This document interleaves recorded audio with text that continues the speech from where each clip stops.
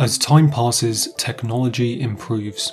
And as technology improves, costs decrease. Or at least, that's what's supposed to happen. During the 20th century, transport and communication costs plummeted due to rapid technological advancements. In the 40 years between 1920 and 1960, maritime transport costs declined by 2/3. Between 1945 and 1990, the airfare of a round trip from New York to London fell by 90%. The same thing happened to telecommunications, with an international phone call in the year 2000 costing about 1% of what it did in 1940. A 3-minute call between New York and London went from around $300 in 1931 to $1 in 2001, then 5 cents in 2015, and finally 0 cents in 2023 now that no one makes phone calls anymore. In 1956, it would have cost you $10 billion to get a terabyte of disk space. Today, I can go on Amazon and get a 1 terabyte hard drive for $35. So when we hear about video games these days costing hundreds of millions of dollars, it's not surprising that some people might be a little confused. After all, since technology has only been getting better, shouldn't games be getting cheaper? Unlike movies, games tend to be a little less transparent about their budgets, so some of the numbers here aren't exactly scientific fact. Nevertheless, you can see that apart from a few exceptions, looking at you Final Fantasy, most of the costliest games ever made were released in the last 15 years or so. Compared to what studios were spending a few decades ago in the late 80s and early 90s, the rise in development costs for games is dramatic. So why is that? Now, there's two things we mean when we say games are getting more expensive, and I'm going to do the heroic thing and cover both of them. The first is bigger development budgets, studios spending more and more money to make a game. While the second is the actual retail price of the game increasing from $40 to $60 to $80. Budgets can and have indeed risen without the price of the game needing to increase, and this is because as a market grows, more money is put into it. Back when the gaming market consisted of 12 nerds playing Doom in their mum's basement, companies couldn't afford to spend hundreds of millions of dollars on development. Because even if you captured the entire market and sold your game to every gamer out there were only 12 of them, and that just wasn't enough to make back such high development costs. But now that everyone, including their mum, is playing video games, a studio's potential customer base is enormous. Games can and have made billions of dollars by appealing to this wide audience.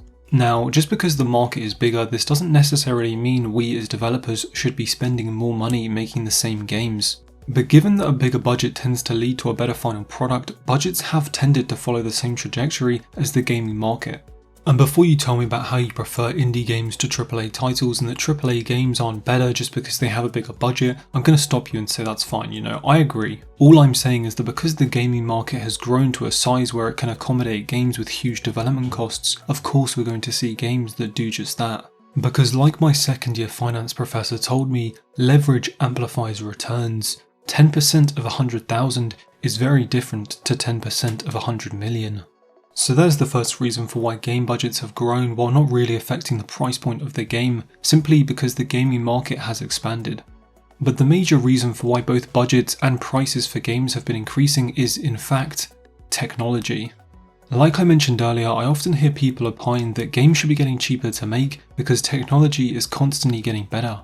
But it's actually the other way around.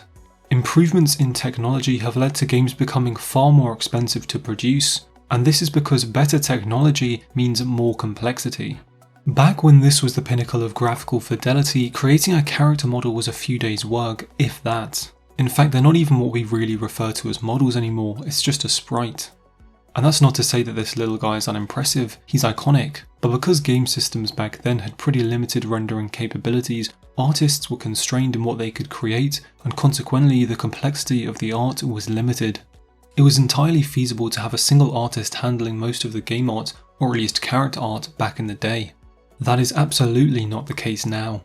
Depending on your age and or penchant for browsing gaming subreddits, you may recognise this lady. She's the Lara Croft character model from the 1996 Tomb Raider game. And while beauty is in the eye of the beholder, or so I'm told, I think we can all agree that she's far from what we consider today to be good visuals. There's a couple of peculiarities that stick out about her. But back in the day, these were cutting edge graphics, and creating this was a few weeks of an artist's time.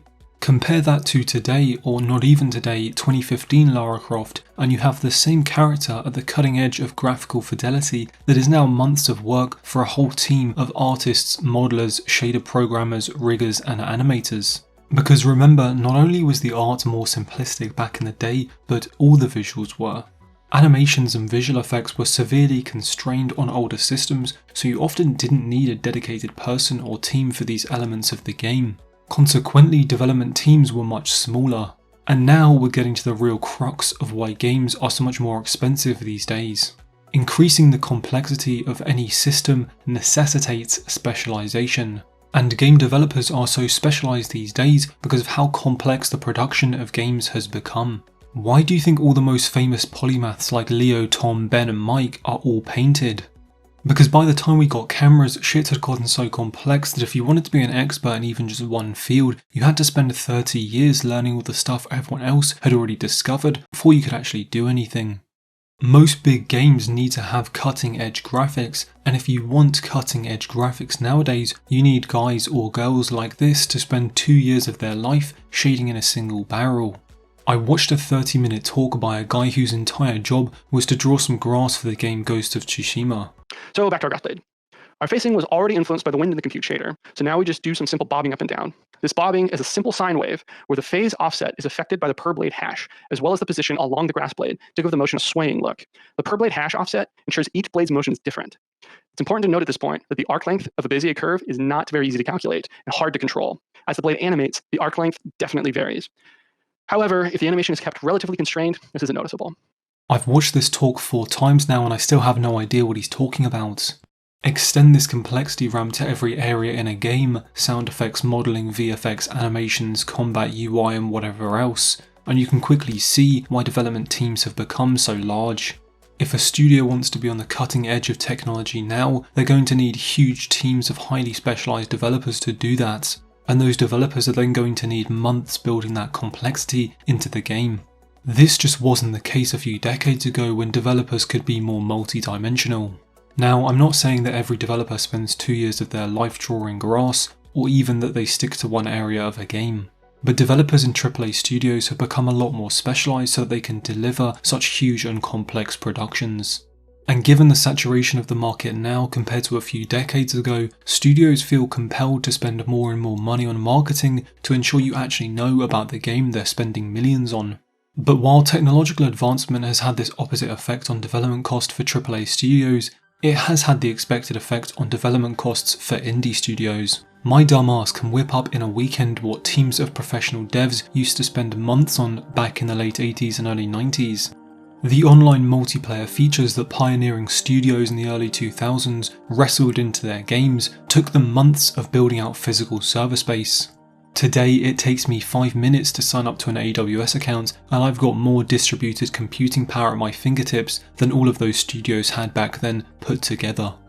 The fact that we as consumers have access to so many huge complex games while still retaining the smaller sized games that have been around since the start of the industry is incredible. But to deliver these games and the games of the future when technology is even more advanced and games are even more crazy and complex means more money spent.